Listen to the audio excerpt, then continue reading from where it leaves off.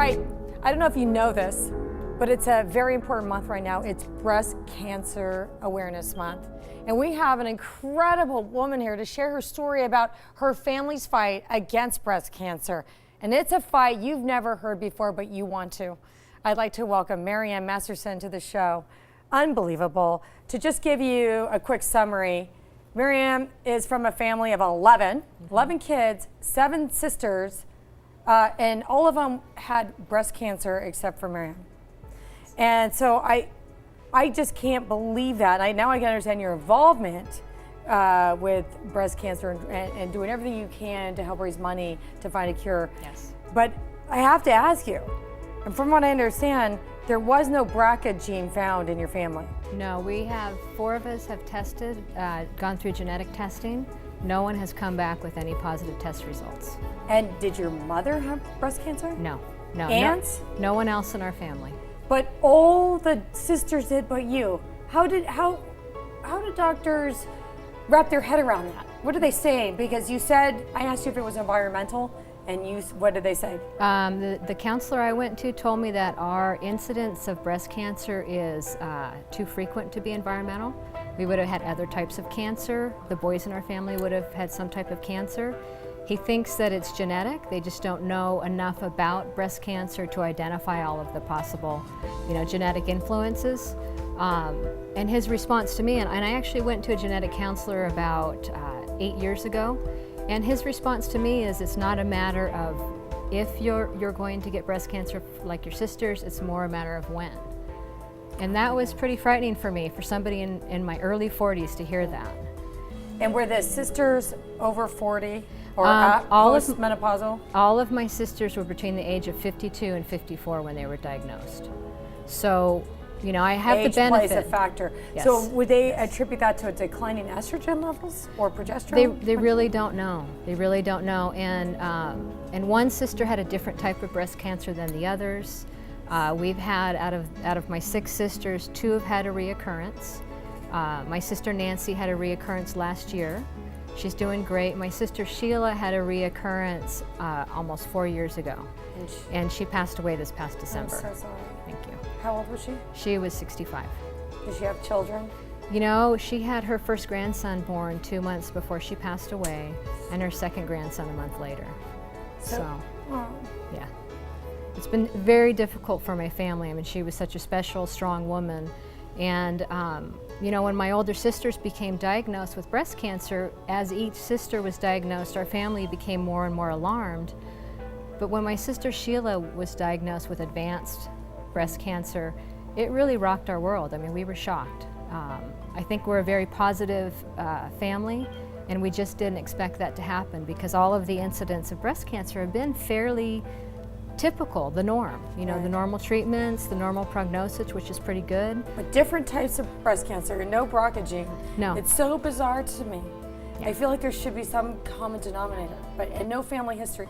No, and we're really hoping, one of our driving factors, of course, is the sisters in our family, but our daughters and our granddaughters. There's a lot of kids in our family. We need to find find a cure. Absolutely. But we also need to prevent it altogether. Absolutely. We keep showing all your family, all your sisters. What was the birth order of the sister who had the second recurrence and didn't make it? Sheila was the 3rd sister, so she was 3rd in the line. Oh.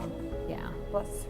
But Sheila, the positive on that is Sheila was our catalyst for becoming involved in the 3-day walk. Talk about that. And we literally, it was probably a month after she was diagnosed, I was talking to my partner Kathy, and we were talking about what we could do, and we were thinking about the walk, and I kid you not, I got a phone call from my oldest sister Fran a day later saying, hey, what do you think about us doing a family team? Oh. And we had it off the ground within a week.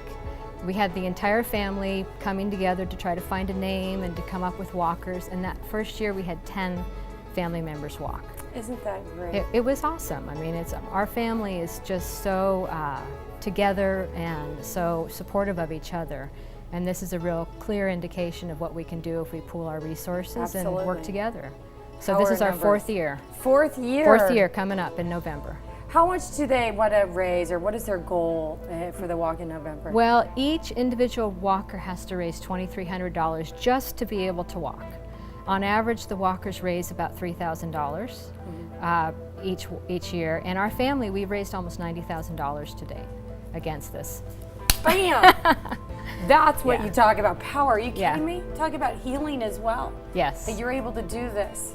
Yes. And you know, for your sister, for all the sisters, for the next generations. How does it feel to live every day with that over your head, that it does exist in your family, that perhaps another sister might get a Right. recurrence, or that you might even get it at some point? What is that like? Because the viewers, if they haven't walked in those steps, they don't get it. No, and you know, it is frightening, but you can't dwell on it. And you know, we have to do something about it, and this is our way to participate actively, to move forward, to do something positive. But I can guarantee you, every one of my sisters always has that constant fear of reoccurrence. And they tell you, you know, after 5 years, that's a really good sign. But the sisters that have had reoccurrences, you know, not necessarily. So it's really a wild card out there. And, you know, for me personally, one of the things that kills me is that I can't do anything to take that fear away, to make it better for them and the other millions and millions of women and men that have breast cancer. But we can be involved in this activity, in this walk, awareness, and just the energy we're putting out there. But the walk itself raises a great deal of funds. Part of the funding goes to the National Komen, to the local affiliate here in San Diego, so we feel like we're doing something. I like it. I mean, you have to do it. You have to do what you can, right? And yes. Everybody does. And we are, you know, our family, we are carrying this forward. We have, I don't know if you know this, but the 3-day has a youth core crew. And the 3-day itself is staffed by volunteers. Everyone out there is a volunteer that's working the route, cooking the food, all of that, the medical personnel. And they have this core group of 20 kids, 10 to 16-year-olds, that are out there alongside the crew working tirelessly for 3.5 days. And our daughter Hannah's in that. This is her 3rd year, and her cousin Izzy as well.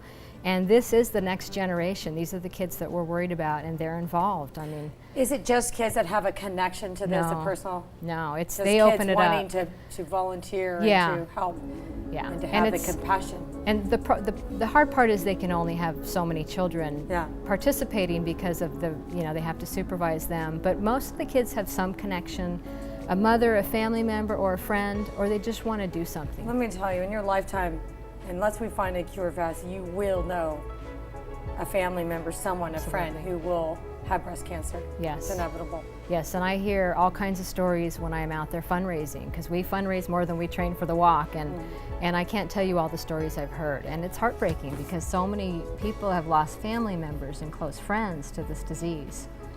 So it's almost like you're powerless against this horrible disease. Horrible.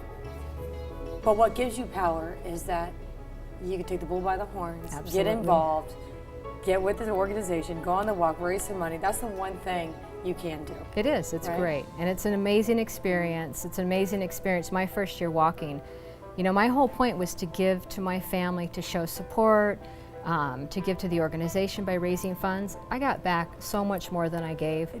That's always the case, right? I was floored. Our whole team was floored. We had no idea what to expect. And you have businesses out there supporting us. People stand out in their front lawn and they cheer us on as we're walking by their houses. Girl Scouts, cheerleaders, schools.